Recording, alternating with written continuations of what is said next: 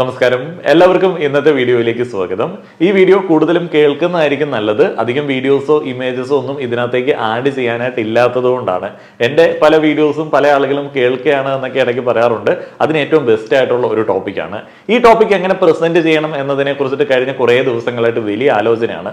ഒരു മാസമായി ഈ ഒരു ടോപ്പിക്ക് ഡിസ്കഷനിലേക്ക് വരാൻ തുടങ്ങിയിട്ട്.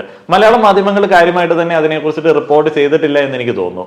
Aryan Anand 19-year-old Indian student pulled off a very structured fraud by his own admission and made his way to a US university. Former international student at Lehigh University is pleading guilty to forgery after it's discovered he lied on his college application. This college student was expelled and deported after his Reddit post was found where he admitted that he completely lied to get a full-ride scholarship to college. CBSE 12th board എക്സാമിന്റെ result വരുന്ന ആ ഒരു സമയത്ത് തന്നെ യുഎസിലെ top 20 യൂണിവേഴ്സിറ്റികളിൽ ഒന്നായ ലീഹൈ യൂണിവേഴ്സിറ്റിയിൽ ഫുള്ള് സ്കോളർഷിപ്പോടെ അഡ്മിഷൻ എടുത്ത വ്യക്തിയാണ് ഈ ആര്യൻ ആനന്ദ്. ആര്യൻ ആനന്ദ് എങ്ങനെയാണ് ഫുള്ള് സ്കോളർഷിപ്പോടെ, അതായത് ഭക്ഷണം അടക്കം ഫുള്ള് സ്കോളർഷിപ്പോടെ അഡ്മിഷൻ എടുത്തത്? അദ്ദേഹം അച്ഛൻ്റെ ഡെത്ത് സർട്ടിഫിക്കറ്റ് അടക്കം വ്യാജമായി സ്വന്തമായി അങ്ങ് നിർമ്മിച്ചു. 19 വയസ്സുള്ള ഒരു കൗമാരക്കാരൻ അദ്ദേഹത്തിൻ്റെ മാർക്ക് ലിസ്റ്റുകൾ അടക്കം, അച്ഛൻ്റെ ഡെത്ത് സർട്ടിഫിക്കറ്റ് അടക്കം വ്യാജമായി നിർമ്മിച്ച് യുഎസിൽ ഒരു യൂണിവേഴ്സിറ്റിയിൽ അഡ്മിഷൻ എടുക്കുകയും അവിടെ പോയി 2 സെമസ്റ്റർ പഠിക്കുകയും ചെയ്തു.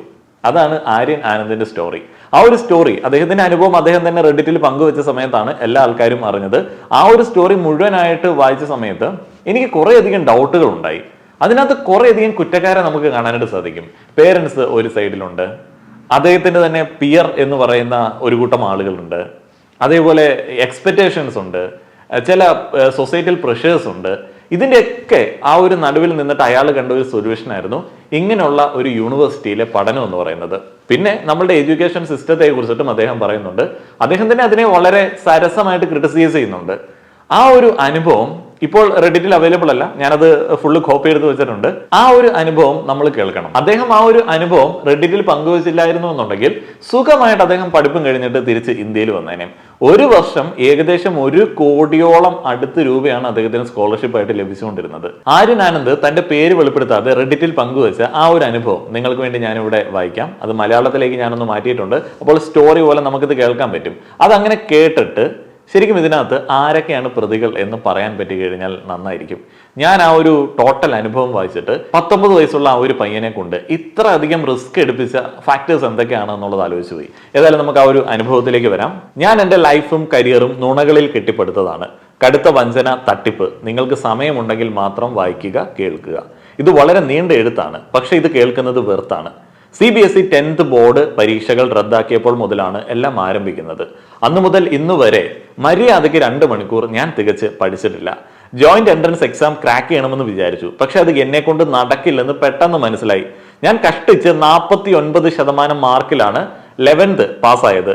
പിന്നെ 12th ഞാൻ എല്ലാം നന്നായി ചെയ്യാമെന്ന് കരുതി, അതുകൊണ്ട് തന്നെ ഒരു ഡെമ്മി സ്കൂളിൽ അഡ്മിഷൻ എടുത്തു. പക്ഷെ 2-3 ദിവസത്തിന് ശേഷം ഞാൻ വീണ്ടും പഴയപടി തന്നെ കാര്യങ്ങൾ ആവർത്തിക്കാൻ തുടങ്ങി.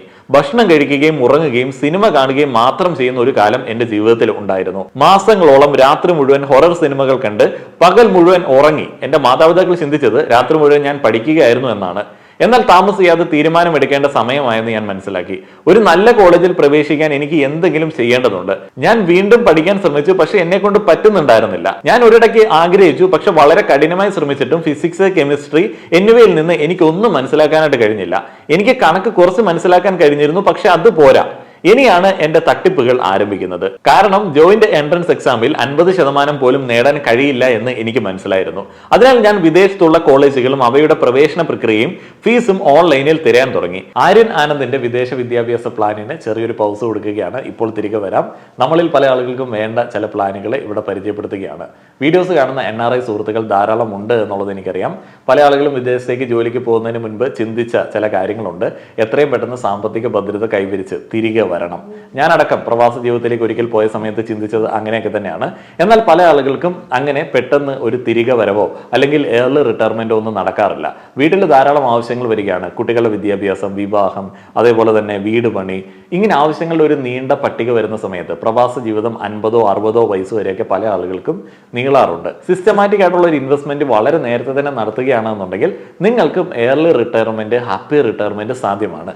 ഞാൻ തൊട്ട് താഴെ ഒരു ലിങ്ക് നൽകിയിട്ടുണ്ട്. അതിൽ കയറി നോക്കിയാൽ അവിടെ കുറേയധികം ഇൻവെസ്റ്റ്മെന്റ് പ്ലാനുകൾ നിങ്ങൾക്ക് കാണാനായിട്ട് സാധിക്കും.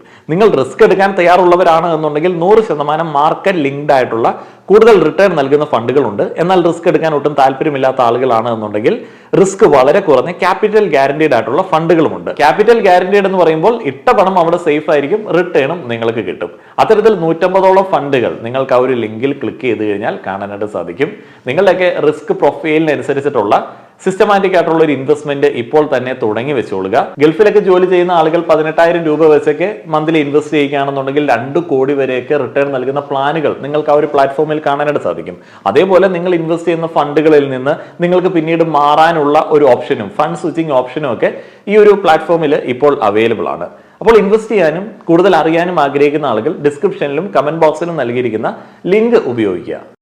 ചില മുൻനിര കോളേജുകൾ അന്താരാഷ്ട്ര വിദ്യാർത്ഥികൾക്ക് പൂർണ്ണ സാമ്പത്തിക സഹായം നൽകുന്നത് US-ൽ മാത്രമാണെന്ന് ഞാൻ കണ്ടെത്തി. സാമ്പത്തിക സഹായം ഒരുതരം സ്കോളർഷിപ്പ് ആണ്, പക്ഷെ കുടുംബത്തിന്റെ വരുമാനത്തെ അടിസ്ഥാനമാക്കി ഉള്ളതാണ്. എന്നാൽ അത്തരം കാര്യങ്ങൾ ലഭിക്കുന്നതിന് നിങ്ങൾ മികച്ച ഒരു വിദ്യാർത്ഥി ആയിരിക്കണം. നിങ്ങൾക്ക് മികച്ച അക്കാദമിക് സ്കോറുകൾ, മികച്ച പാഠ്യേതര പ്രാവീണ്യം എല്ലാം ഉണ്ടായിരിക്കണം. എന്നാൽ എനിക്ക് അത്തരം കാര്യങ്ങളൊന്നും ഉണ്ടായിരുന്നില്ല. എന്റെ 12ാം ക്ലാസ്സിലെ ജൂൺ ജൂലൈ മാസങ്ങളിലാണ് ഞാൻ ഈ കാര്യങ്ങൾ പരിശോധിക്കുന്നത്. US യൂണിവേഴ്സിറ്റികളുടെ പ്രവേശന അപേക്ഷകൾ ഓഗസ്റ്റ് 1 മുതൽ ആരംഭിക്കുന്നുണ്ട്. നവംബർ വരെ അതിന് സമയമുണ്ട്. അതിനാൽ ഞാൻ വളരെ ആലോചിച്ച് ഒരു തട്ടിപ്പ് പദ്ധതി ആസൂത്രണം ചെയ്തു. കോളേജുകൾക്ക് നിങ്ങളുടെ 9ാം ക്ലാസ് മുതൽ 11ാം ക്ലാസ് വരെയുള്ള ബലവും 12ലെ പ്രെഡിക്റ്റഡ് സ്കോറും ആവശ്യമാണ്. 9 മുതൽ 11 ക്ലാസ്സുകൾ വരെയുള്ള എന്റെ റിസൾട്ട് എനിക്ക് കിട്ടി. അത് ആർക്കും തിരിച്ചറിയാൻ പറ്റാത്ത രീതിയിൽ ഞാൻ എഡിറ്റ് ചെയ്തു. 9 മുതൽ 11 വരെയുള്ള ക്ലാസ്സുകളിലെ മാർക്ക് ലിസ്റ്റ് ഇദ്ദേഹം എഡിറ്റ് ചെയ്തു. ആർക്കും മനസ്സിലാവാത്ത രീതിയിൽ എഡിറ്റ് ചെയ്തു എന്നൊക്കെ പറയുന്ന സമയത്ത് സ്ഥിരമായി ആ ഒരു മേഖലയിൽ പ്രാവീണ്യമുള്ള വ്യക്തിയൊന്നുമല്ല. എഡിറ്റ് ചെയ്തു എന്ന് പറയുന്ന സമയത്ത് 19 വയസ്സുള്ള ഒരാൾക്ക് പോലും ഫസ്റ്റ് അറ്റംപ്റ്റിൽ അങ്ങനെ ചെയ്യാൻ പറ്റുന്ന തരത്തിലേക്കുള്ള സർട്ടിഫിക്കറ്റുകളാണ് നമ്മൾ കൊടുക്കുന്നത് എന്ന് മനസ്സിലാക്കണം. അദ്ദേഹത്തിന് ഈ പഠിക്കുന്ന കാര്യത്തിലല്ലാതെ മറ്റു ചില സ്കില്ലുകൾ ഉണ്ട്. എന്നിട്ടും അദ്ദേഹം ഈ ഒരു കടുങ്കൈ ചെയ്യാനായിട്ട് മുതിരുകയാണ്. അദ്ദേഹം ഈ ജോയിന്റ് എൻട്രൻസ് എക്സാം പോലെയുള്ളത് ക്രാക്ക് ചെയ്യാൻ പറ്റത്തില്ല എന്നറിഞ്ഞിട്ടും അതിങ്ങനെ മനസ്സിൽ വെച്ചുകൊണ്ടിരിക്കുകയാണ്. അത് ക്രാക്ക് ചെയ്യാൻ പറ്റാത്തതുകൊണ്ട് എങ്ങനെയെങ്കിലും നാട് വിടണമെന്ന് ചിന്തിക്കുകയാണ്. ഇതൊക്കെയാണ് എനിക്ക് ഇതിനകത്ത് പ്രോബ്ലംസ് ആയിട്ട് തോന്നിയത്. ഇനി അതിന്റെ ബാക്കി വായിക്കാം. പ്രെഡിക്റ്റഡ് സ്കോറും പൂർണ്ണമായും വ്യാജമാക്കി. എന്റെ സ്കൂളിലെ പ്രിൻസിപ്പലിന്റെ വ്യാജ സ്റ്റാമ്പും സീലും പോലും ഞാൻ നിർമ്മിച്ചു. ഈ വ്യാജ സ്റ്റാമ്പ്, സീലൊക്കെ നിർമ്മിച്ചു എന്ന് പറയുമ്പോൾ എക്സ്റ്റേണൽ ഹെൽപ്പ് കിട്ടിയിട്ടുണ്ട്. ഞാൻ കഴിഞ്ഞ ദിവസം എൻ്റെ സ്വന്തം കമ്പനിയുടെ സീല് ഉണ്ടാക്കാൻ വേണ്ടി കടയിലേക്ക് ചെന്ന സമയത്ത് അവർ ധാരാളം തിരിച്ചറിയൽ രേഖകളൊക്കെ ചോദിച്ചു. ആ ഒരു സമയത്താണ് ഒരു സ്കൂളിന്റെ പ്രിൻസിപ്പളുടെ സീല് ഈ ഒരു പയ്യൻ ഉണ്ടാക്കുന്നത്. എക്സ്റ്റേണൽ ഹെൽപ്പ് ഉണ്ടായിട്ടുണ്ട്. അപ്പൊ നമ്മുടെ നാട്ടില് പലയിടത്തും ചുമ്മാ തോന്നുംപടി ഇത്തരത്തിലുള്ള കാര്യങ്ങൾ നിർമ്മിച്ച് കൊടുക്കുന്നുണ്ട് എന്നുള്ളത് മനസ്സിലാക്കേണ്ടതുണ്ട്. സീലും മറ്റു കാര്യങ്ങളും ഉപയോഗിച്ചപ്പോൾ ഇതെല്ലാം പെർഫെക്റ്റ് ആയിട്ട് കിട്ടി. ഈ ഡോക്യുമെന്റ്സ് എല്ലാം എന്റെ സ്കൂളിന്റെ ഔദ്യോഗിക മെയിൽ ID വഴി അയക്കേണ്ടതിനാൽ ഒരു പ്രശ്നമുണ്ടായിരുന്നു. പക്ഷെ അതിന് ഞാൻ വഴിയുണ്ടാക്കി. എന്റെ സ്കൂളിന് ഒരു gmail.com അക്കൗണ്ട് മാത്രമേ ഉണ്ടായിരുന്നുള്ളൂ.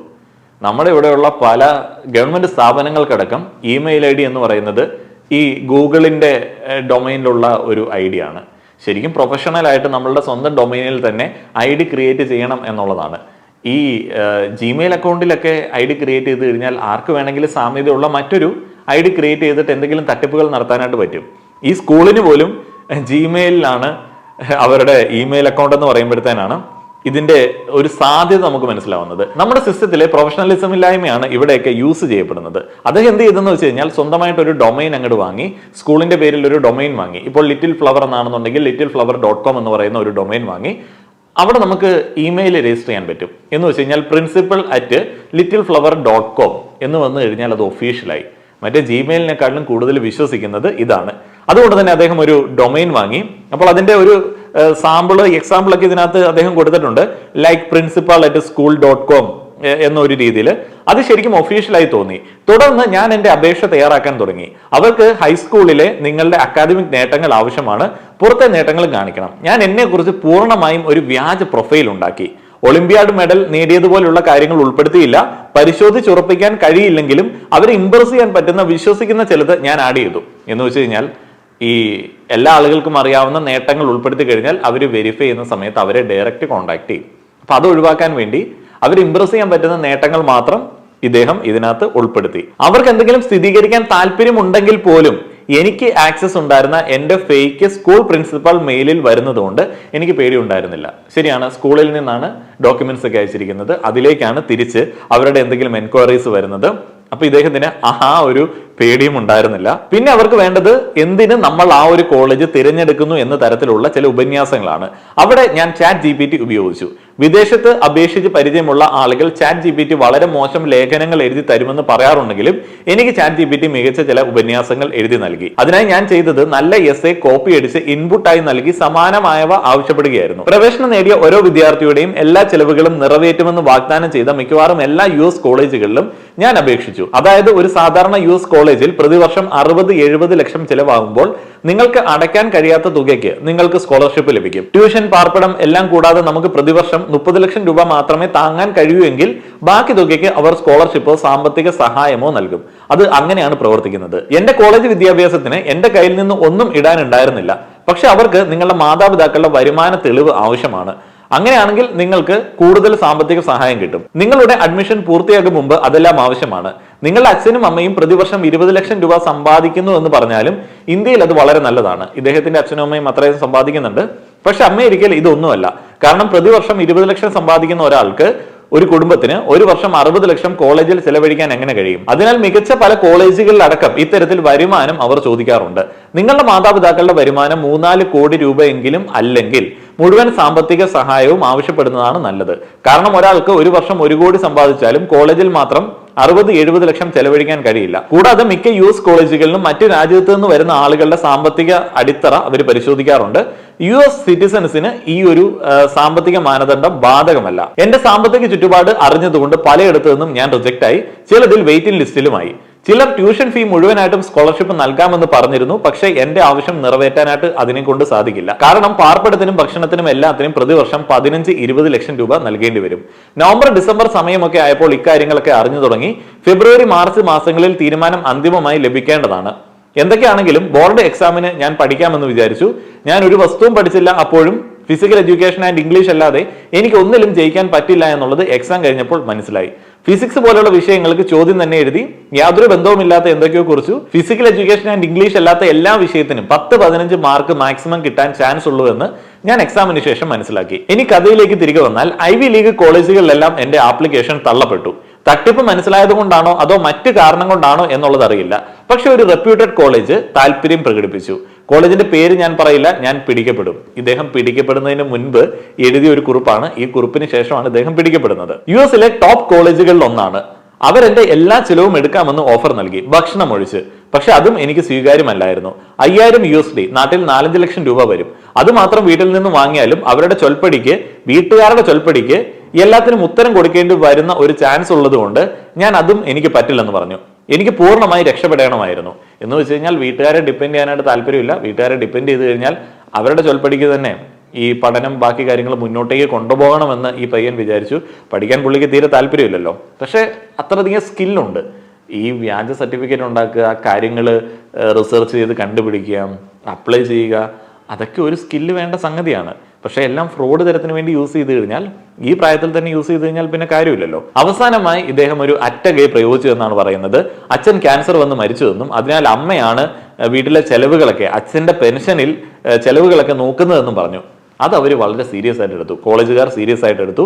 അവർ എനിക്ക് ട്യൂഷൻ, പാർപ്പിടം, ഭക്ഷണം കൂടാതെ എല്ലാ വർഷവും ഇന്ത്യയിലേക്ക് ഒരു റൗണ്ട് ട്രിപ്പ് ടിക്കറ്റ് എന്നിങ്ങനെയുള്ള ചെലവുകൾ ഓഫർ ചെയ്തു. അവസാനമായി ഒരു കാര്യം കൂടി ബാക്കിയുണ്ടായിരുന്നു. അത് എന്റെ 12th റിസൾട്ട് അവർക്ക് അയച്ചു കൊടുക്കുക എന്നതാണ്. അവസാനം എന്റെ റിസൾട്ട് വന്നു. ഞാൻ 58% സ്കോർ ചെയ്തു. ഫലം ലഭിച്ചയുടൻ അത് എന്റെ മാതാപിതാക്കളെ കാണിക്കാൻ റിസൾട്ട് പേജ് 91% എഡിറ്റ് ചെയ്തു. അതിലവർ ശരിക്കും സന്തോഷിച്ചു. എനിക്ക് കുറ്റബോധം തോന്നി. ഒരു കോപ്പി ഞാൻ സൃഷ്ടിച്ച സ്കൂളിന്റെ ഔദ്യോഗിക മെയിലിൽ നിന്ന് കോളേജിലേക്ക് അയച്ചു. US-ലെ കോളേജിലേക്ക് അയച്ചു. അവർ അത് പെട്ടെന്ന് സ്വീകരിക്കുകയും എന്റെ പ്രവേശനം ഔദ്യോഗികമാക്കുകയും ചെയ്തു. അഡ്മിഷൻ ഉറപ്പായി. അപ്പോൾ അത് എല്ലാവരോടും ഞാൻ പറഞ്ഞു. എല്ലാവരും ആശ്ചര്യപ്പെട്ടു.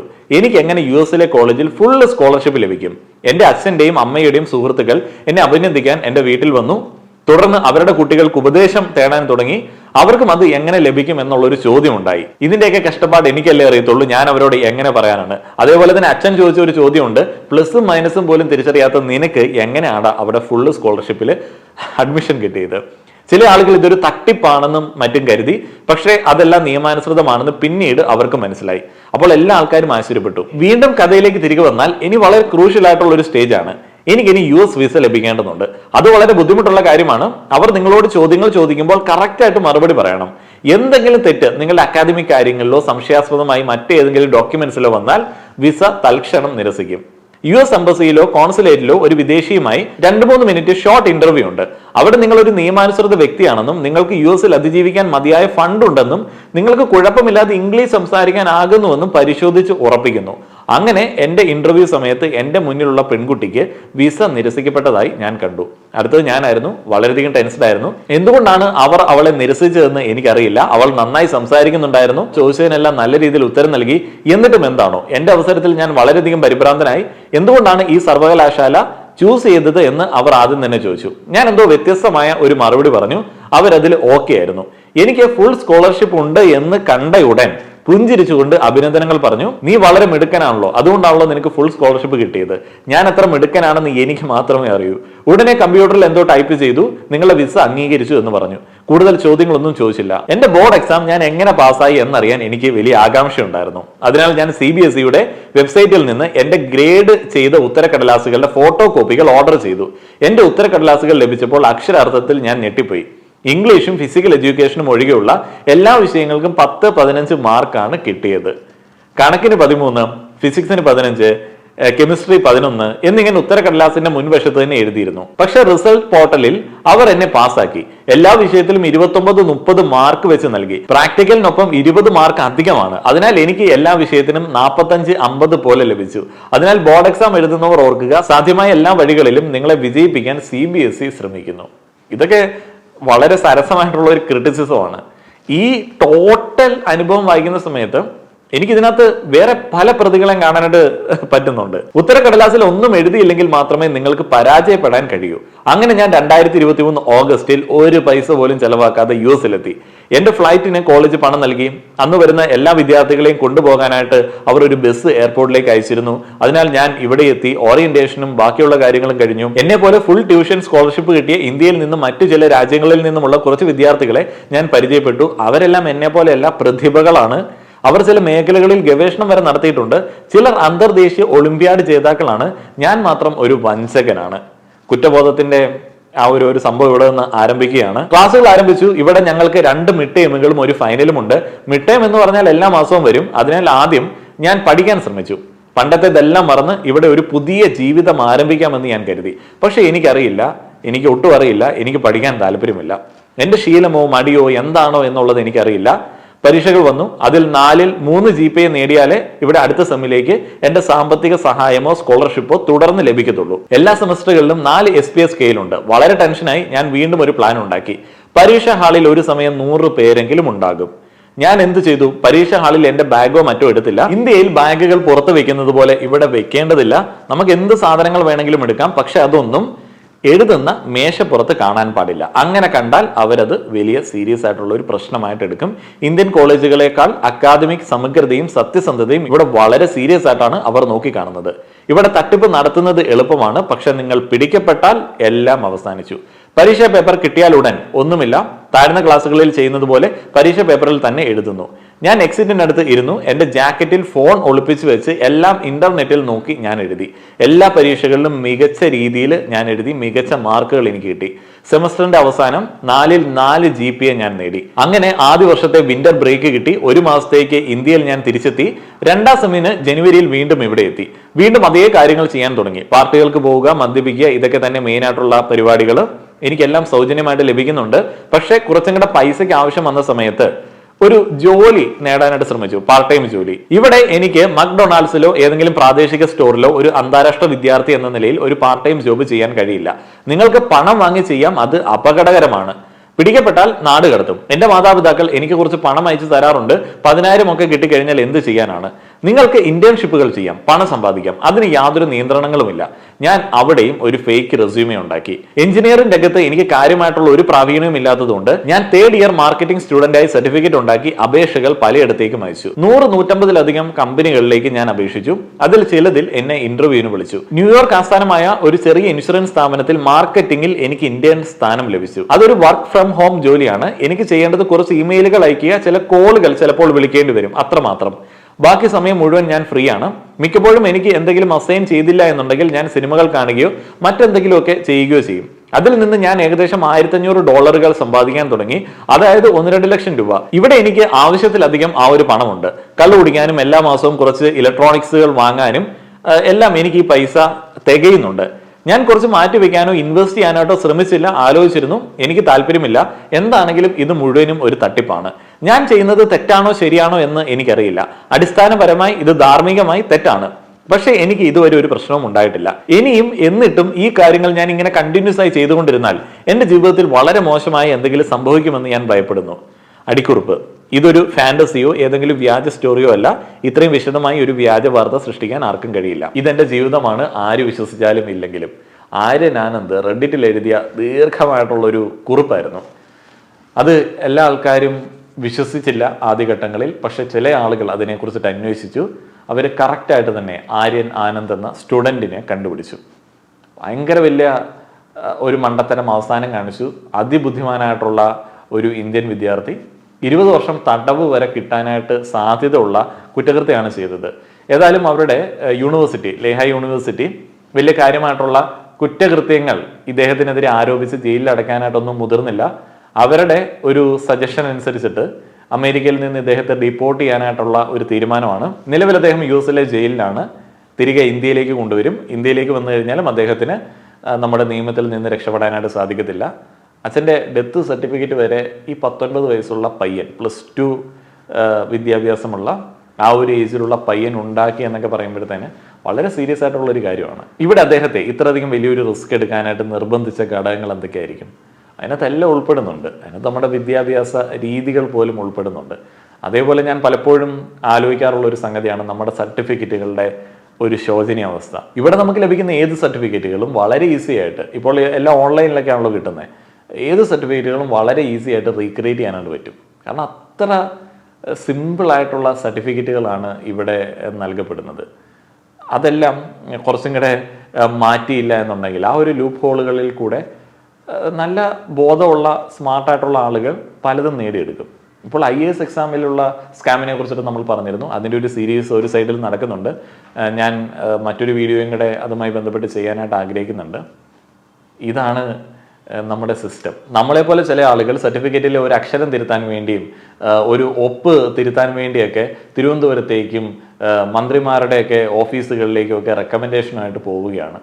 അപ്പോഴത്തേനാണ് ഒരു പയ്യൻ വീട്ടിൽ ഇരുന്ന് എല്ലാ സർട്ടിഫിക്കറ്റുകളും ഉണ്ടാക്കി ഓൺലൈനായിട്ട് അപേക്ഷിച്ച് രാജ്യം കിടന്നത്.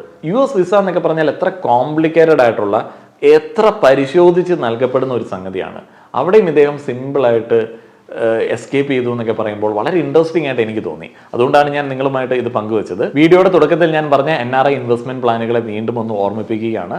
ഗൾഫിലൊക്കെ ജോലി ചെയ്യുന്ന ആളുകൾ മാസം ഒരു 18,000 രൂപ വെച്ചൊക്കെ ഇൻവെസ്റ്റ് ചെയ്ത് കഴിഞ്ഞാൽ 2 കോടി വരെ റിട്ടേൺ നൽകുന്ന പ്ലാനുകൾ നമുക്ക് ആ ഒരു പ്ലാറ്റ്ഫോമിൽ കാണാനായിട്ട് സാധിക്കും. ഇന്ത്യൻ മാർക്കറ്റ് അതിവേഗം വളർന്നുകൊണ്ടിരിക്കുന്നതിനാൽ ഈ സമയത്ത് നിക്ഷേപങ്ങളൊക്കെ നല്ലതായിരിക്കും. നിക്ഷേപിക്കാനും കൂടുതൽ കാര്യങ്ങൾ അറിയാനും ആഗ്രഹിക്കുന്ന ആളുകൾ കമന്റ് ബോക്സിലും ഡിസ്ക്രിപ്ഷനിലും നൽകിയിരിക്കുന്ന ലിങ്ക് ഉപയോഗിക്കുക. ആര്യൻ ആനന്ദിന്റെ അനുഭവം നമ്മൾ മുഴുവനായിട്ട് കേട്ടു. ഞാൻ പറഞ്ഞ പോയിന്റുകൾ, ഇടയ്ക്ക് പറഞ്ഞ പോയിന്റുകൾ നിങ്ങൾക്ക് യോജിക്കാവുന്നതാണ് എന്നുണ്ടെങ്കിൽ അതിനെക്കുറിച്ചിട്ട് നിങ്ങളുടെ അഭിപ്രായങ്ങൾ പങ്കുവയ്ക്കുക. ആര്യൻ ആനന്ദ് സ്റ്റോറിയിൽ നിന്ന് ഡിഫറൻ്റ് ആയിട്ട് നിങ്ങൾക്ക് എന്തെങ്കിലും പറയാനുണ്ടെങ്കിൽ അതും കമൻറ്റ് ബോക്സിൽ പങ്കുവയ്ക്കുക. വീഡിയോ കണ്ട എല്ലാ ആളുകൾക്കും നന്ദി.